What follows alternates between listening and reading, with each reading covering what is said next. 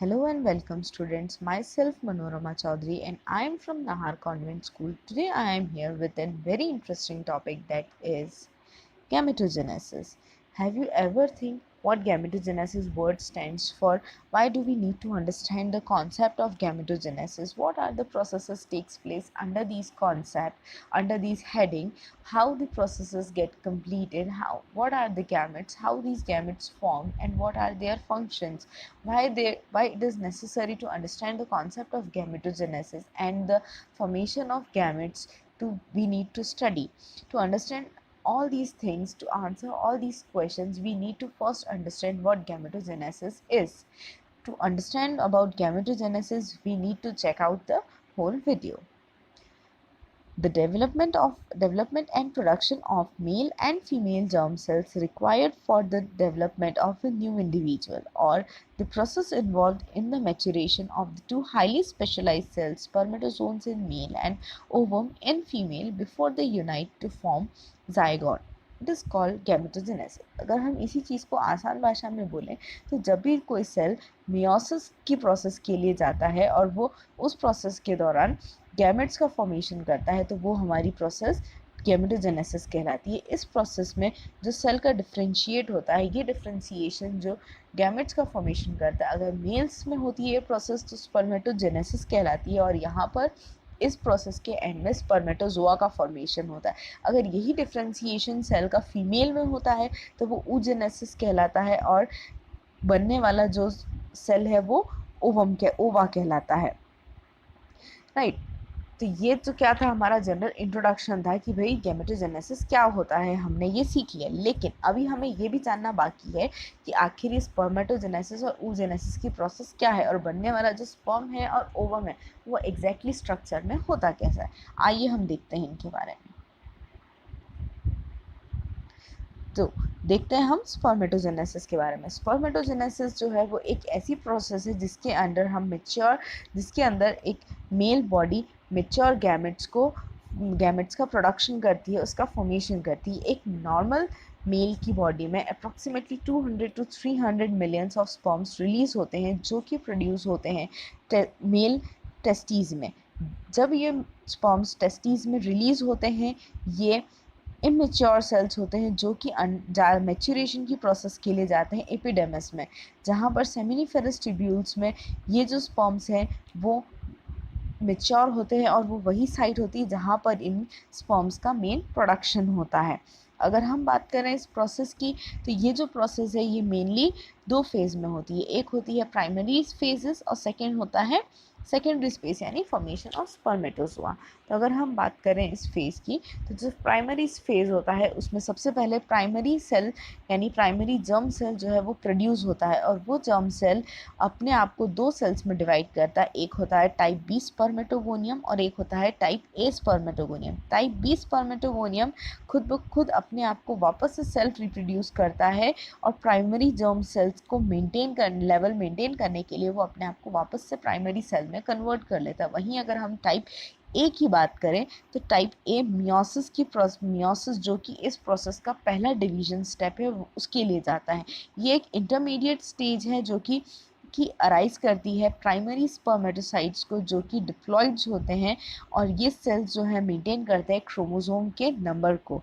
अगर हम बात करें इसके बाद सेकेंड स्टेज की, तो यहाँ पर हम देखेंगे कि इस पूरी प्रोसेस का सेकेंड डिवीजन यानी मियोसिस फर्स्ट का स्टेज होता है, जहाँ पर प्राइमरी स्पर्मेटोसाइट्स अपने आप को डिवाइड करते हैं दो सेकेंडरी स्पर्मेटोसाइट्स में, जो कि फर्दर डिवाइड होते हैं और साथ में अपना क्रोमोसोमल मटेरियल को भी डिवाइड करते हैं, जो कि नेक्स्ट जनरेशन यानी सेकेंडरी स्पर्मेटोसाइट्स के फॉर्मेशन में ज़रूरी होते हैं. यहाँ पर सेकेंडरी स्पर्मेटोसाइट्स जो हैं वो अराइज करती हैं डिप्लॉइड सेल्स को, जो कि फर्दर स्पर्मेटोजोआ के फॉर्मेशन के लिए जाते हैं.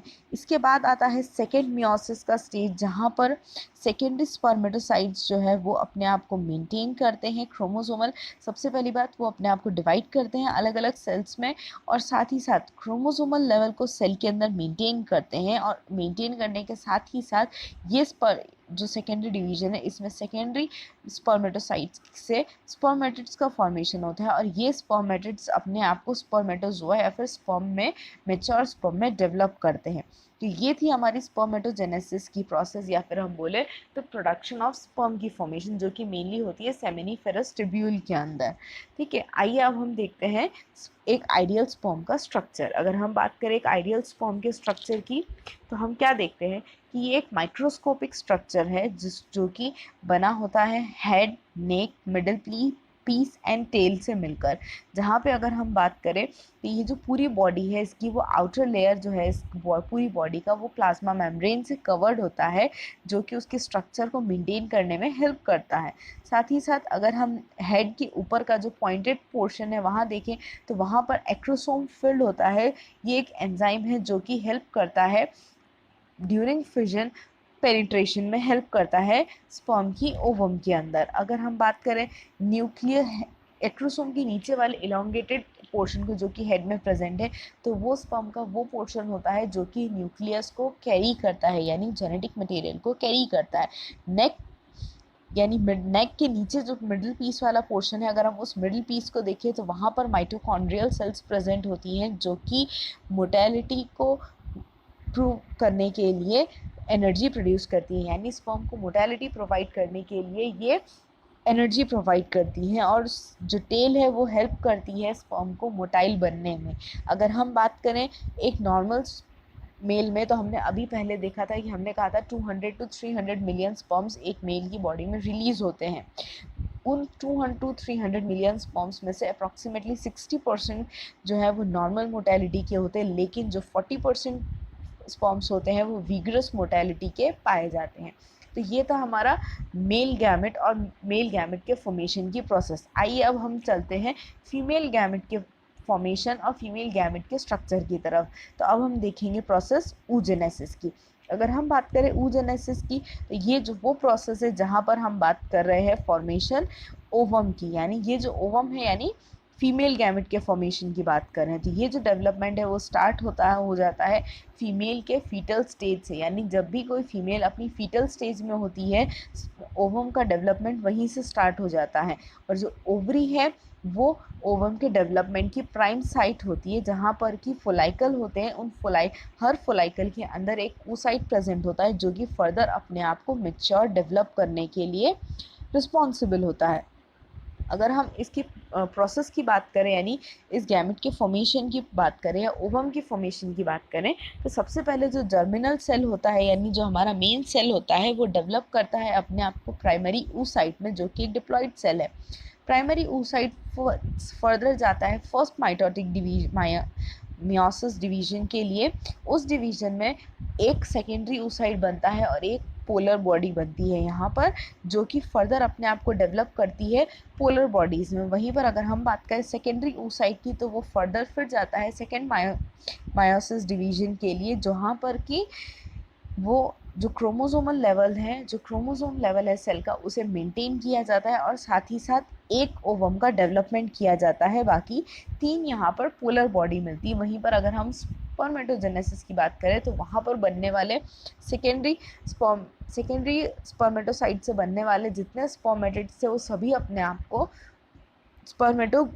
स्पर्मेटोगोनियम या स्पर्म में डेवलप कर रहे थे। लेकिन अगर हम फीमेल की बात करें तो यहाँ पर एक oogenesis के साइकिल में एक ही ओवम का फॉर्मेशन होता है, बाकी उसके साथ जो स्ट्रक्चर्स होते हैं वो पोलर बॉडीज़ कहलाती हैं। आइए अब हम बात करते हैं ओवम के स्ट्रक्चर की।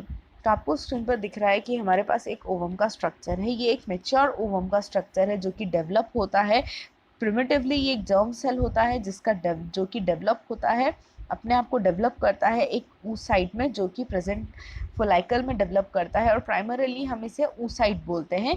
और ये डेवलपमेंट जो होता है वो पूरा ओवरी में होता है। प्रिमिटिवली जो सेल होता है वो अपने आप को नंबर ऑफ स्मॉल सेल्स में कवर्ड करके रखता है, जो कि छोटे छोटे सेल्स उसके आसपास प्रेजेंट होते हैं जिन्हें हम oogonia बोलते हैं, जो कि रिपीटेडली डिवीजन की वजह से हमारे सेल के आसपास प्रेजेंट होते हैं। oogonia जो होते हैं वही अपने आप को डेवलप करते हैं oocytes में, जो कि हमारी ओवरी में प्रेजेंट होते हैं। अगर हम बात करें स्ट्रक्चर की, तो ये एक स्फेरिकल स्ट्रक्चर होता है जिसका डायमीटर 0.2 mm होता है, जो कि बना हुआ होता है, या फिर हम बात करें इनक्लोज्ड होता है फोलाइकल से ओवरी के अंदर। हर ओवरी के अंदर एक फोलाइकल प्रेजेंट होता है, यानी हम बात करें एक फोलाइकल में, हर फोलाइकल में एक सिंगल ओवरी प्रेजेंट होती है, या हम बोले तो सिंगल ओवम प्रेजेंट होता है।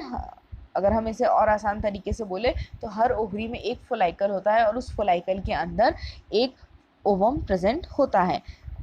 जो लिक्विड हमें दिखाई दे रहा है वो इसका साइटोप्लाज्म है, जिसे हम योक बोलते हैं या फिर ओप्लाज्म बोलते हैं। अगर हम बात करें न्यूक्लियस की, तो न्यूक्लियस जो है वो इसका जर्मिनल वेसाइकल को हम न्यूक्लियस बोलते हैं, जो कि इसके जेनेटिक मटेरियल को कैरी करता है। अगर हम जो जोना पेल्यूसिडा की बात करें, तो जो सबसे इनर मोस्ट थिनर लाइनिंग है उसे हम बोलते हैं जोना पेल्यूसिडा।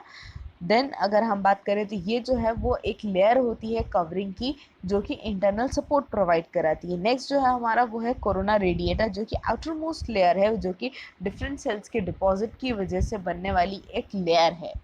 तो इसी के साथ हम लोगों ने हमें हमारे सारे क्वेश्चंस के आंसर मिल चुके हैं, जो कि हमारे पास स्टार्टिंग में थे।